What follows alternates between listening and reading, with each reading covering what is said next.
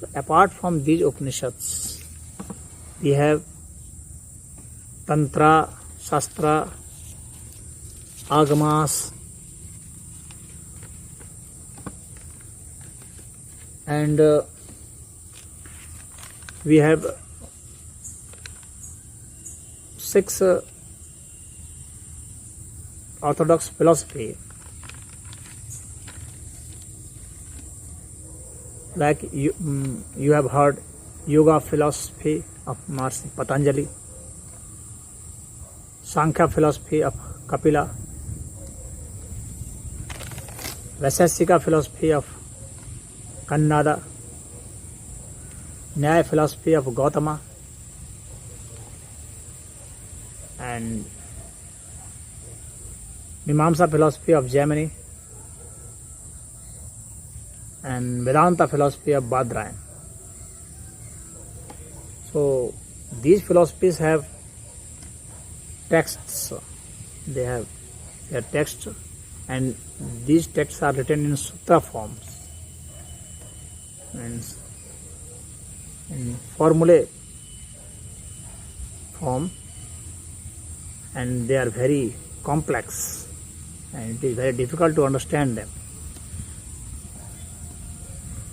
And apart from these philosophies, we have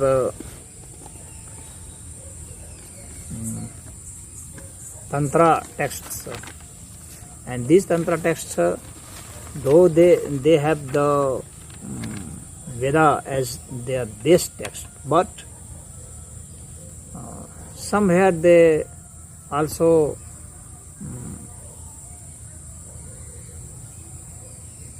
they have experienced something different, they have experimented something different, and thus they have explained something differently. So they have practiced some different rituals in Tantra. Tantra means this body, the body means not human body, means body, means all, means this physical form. So this body which has physical form, how that physical form could be saved by that which is non-physical form.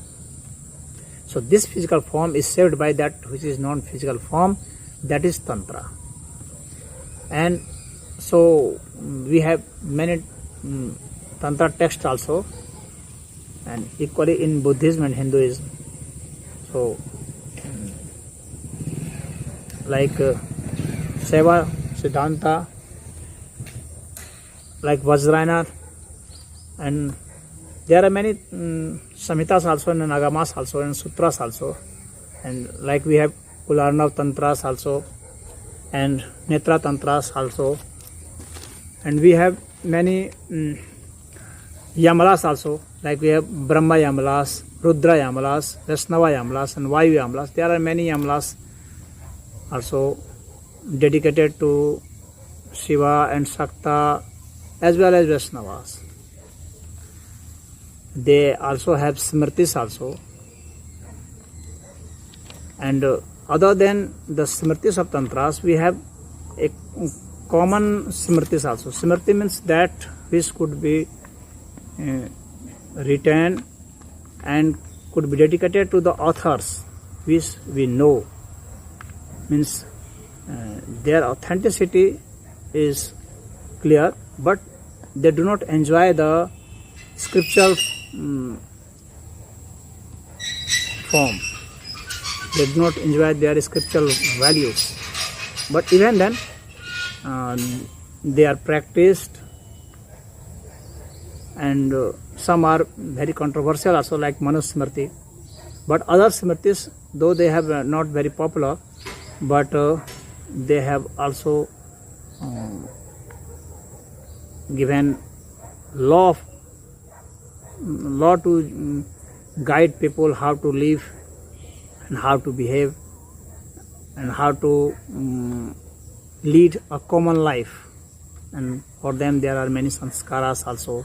16 sanskaras are said to be there in Sanatana Dharma, And those Smritis like Vishnu Smriti, Atra Smriti, and Hari Smriti, Yama Smritis, Apastam Smriti, Katyan Smriti, Brahaspati Smritis, Parasar Smriti, Vyas Smriti, Sang Smriti, Likhit Smriti. There are many Smritis also, but not all of them are popular, and today many of them have become almost irrelevant.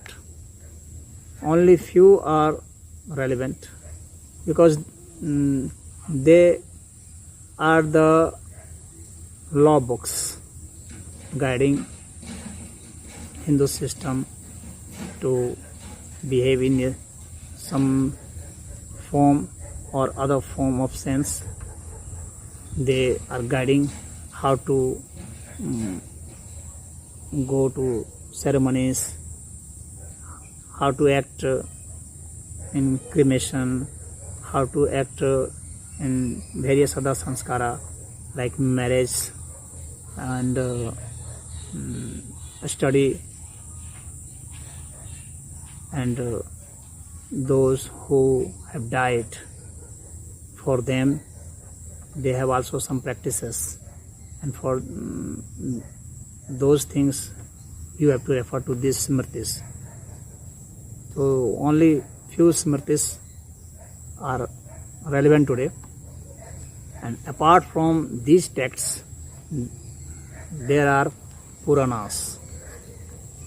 These Puranas, though they are very popular, but they do not enjoy the scriptural value.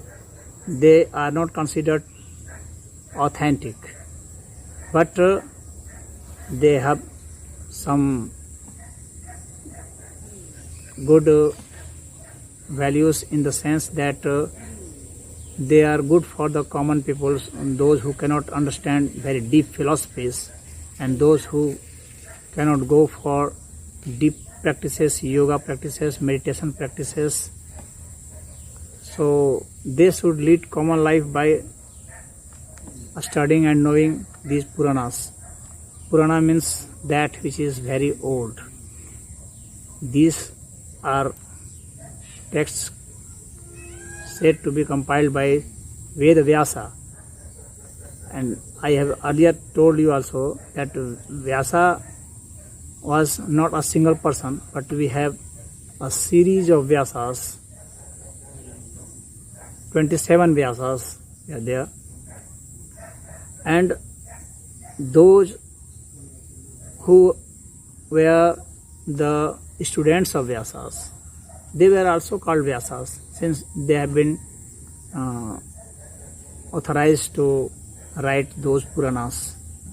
So in that sense they were also called Vyasas, and these persons, they have written Puranas, and in Puranas you will find histories, in Puranas you find philosophies, ceremonies and lineages, and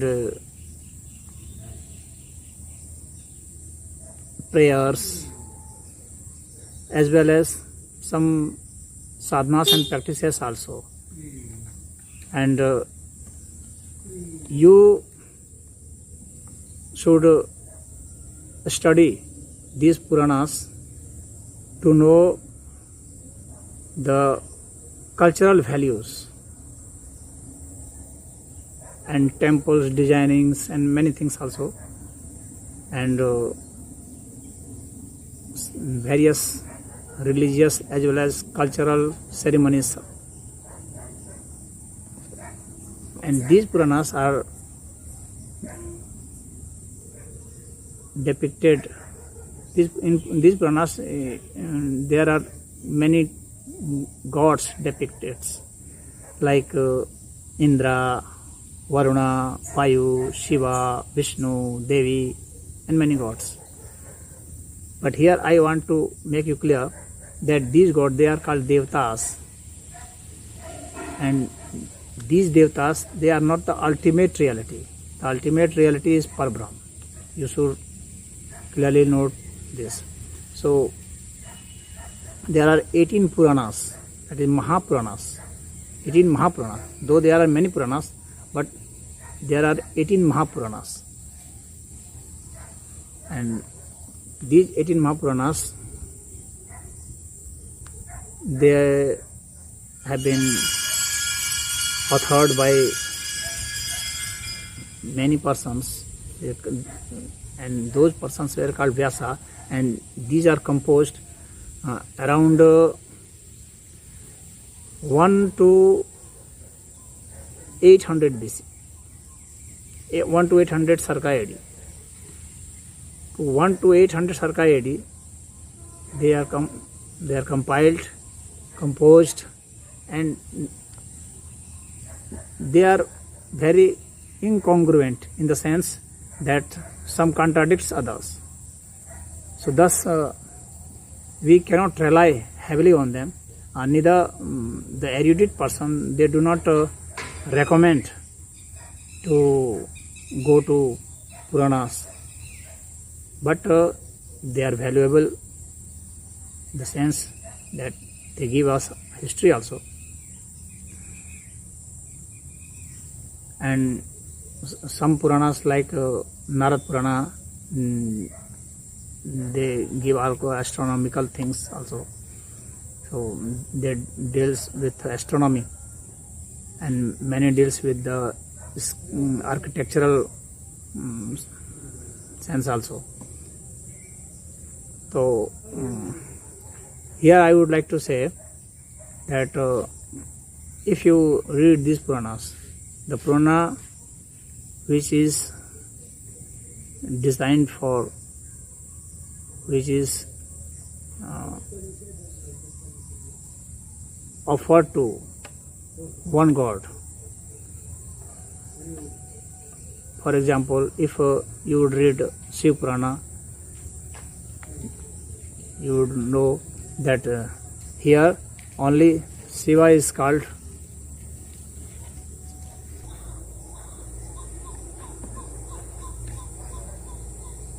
When you read Shiv Purana, then you would come to know that Shiva is the ultimate Lord. If you would read Vishnu Purana, then there you would come to know that Vishnu is all and all. He is the ultimate. Means every Purana that is offered to a God, that God is claimed to be the ultimate. Here is the contradiction. In one sense, this contradiction can be cleared out if we know and if we can sense that that ultimate God is said in different manner. Then these Puranas, they can be adjusted in non-controversial sense. But as far as their historical sense is concerned, and as far as their scientific knowledge is concerned, there are definitely some objections and cannot be supported.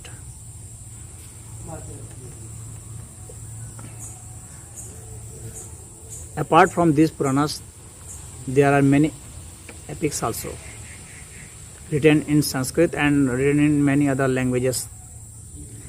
One is Ramayana and another is Mahabharata.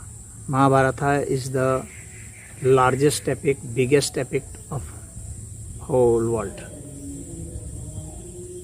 Many times bigger than Bible, many times bigger than Euclid.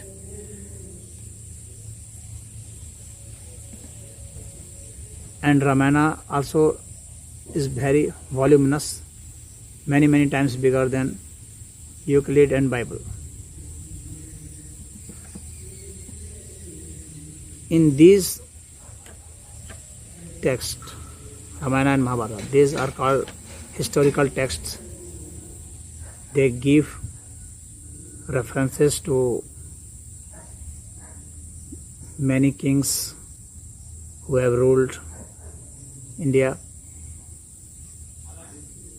their culture, their values, their economics also,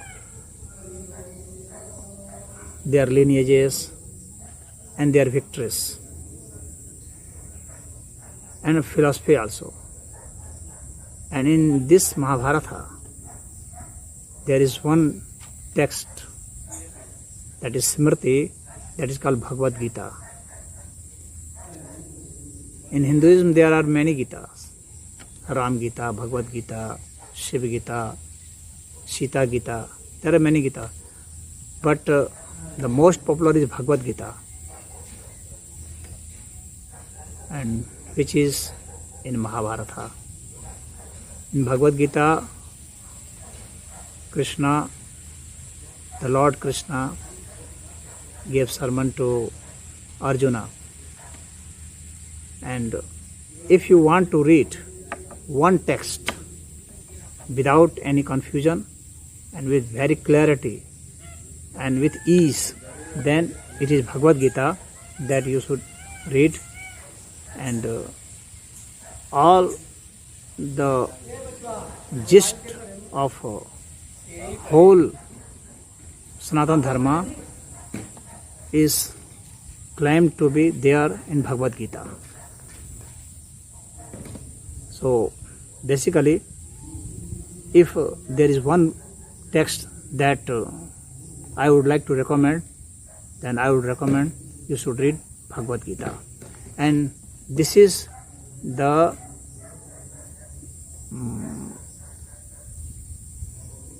conclusive part of this video, that I have mentioned many literatures of Sanatana Dharma, and this is very vast literature group, vast literature category, and it would take whole of your life to read all these texts. But if you would like to read, you should go through these books, but before that you should read Sanskrit, and then it would be very clear that this Hinduism is so vast and so deep that you will be absorbed, you will be fully satisfied with these texts. Oh my.